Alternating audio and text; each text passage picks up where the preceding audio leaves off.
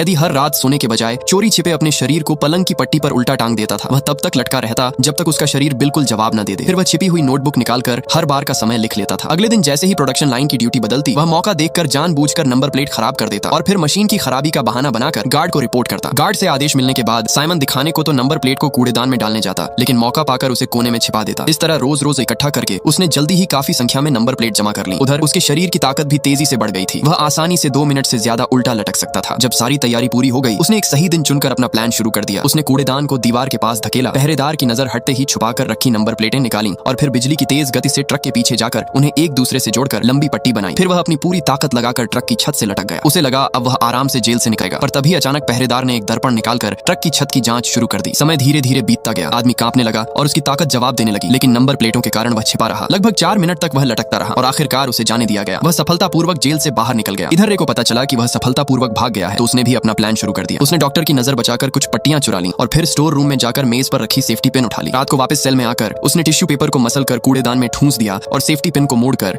एक lock pin जैसा बना लिया। लाइन बदलने के दौरान जब बिजली कुछ पल के लिए गई, वह फौरन सेफ्टी पिन को दीवार के सॉकेट में लगा देता है। जैसे ही बिजली आती है, तेज करंट सीधे कूड़ेदान को जला देता है। यह देखकर रे ने तुरंत अपनी रजाई में आग लगा दी और उसे हाथ के नीचे दबाकर जलने दिया ताकि उसका हाथ बुरी तरह झुलस जाए। फिर वह जोर जोर से चिल्लाने लगा कि उसकी कोठरी में आग लग गई है। गार्ड भागकर अंदर आया, आग बुझाई और जख्मी रे को तुरंत मेडिकल रूम ले गया, बिना समझे कि यह सब उसी की योजना का हिस्सा था। डॉक्टर के पट्टियां बांधते ही रे अचानक झपट पड़ा, उसे दबोच लिया और उसकी गर्दन में ही इंजेक्शन चुभा दिया। डॉक्टर को काबू में करने के बाद उसने दीवार के कोने पर रखी अलमारी हटाई और पीछे लगी वेंटिलेशन ग्रिल खोल दी। अंदर घुसकर उसने अलमारी फिर सही जगह लगा दी। अब उसकी आजादी बस एक कदम दूर थी। वह चुपचाप पाइप के सहारे ऊपर चढ़ा और रास्ते में मेडिकल रूम से चुराई हुई कपड़े की पट्टी पर कुछ विरोध के नारे लिखकर साथ ले लिया। पाइप से निकलकर वह सीधे जमीन पर पहुंचा, जहां जेल के बाहर भारी भीड़ थी। रे ने मौके का फायदा उठाते हुए कपड़े पर लिखे नारे फैलाकर भीड़ में घुलने की कोशिश की, पर तभी एक महिला ने उसे देख लिया। घबराकर उसने कपड़ा महिला को पकड़ा दिया और उसे भी भीड़ में झंडे की तरह लहराने को कहा, लेकिन अगले ही पल उसकी पहचान खुल गई। अब उसके पास कोई रास्ता नहीं था। वह महिला पर टूट पड़ा, उसे बेहोश किया और बिना ध्यान आकर्षित किए वहां से निकल गया। फिर वह तेजी से कार में बैठा और जेल से बाहर निकल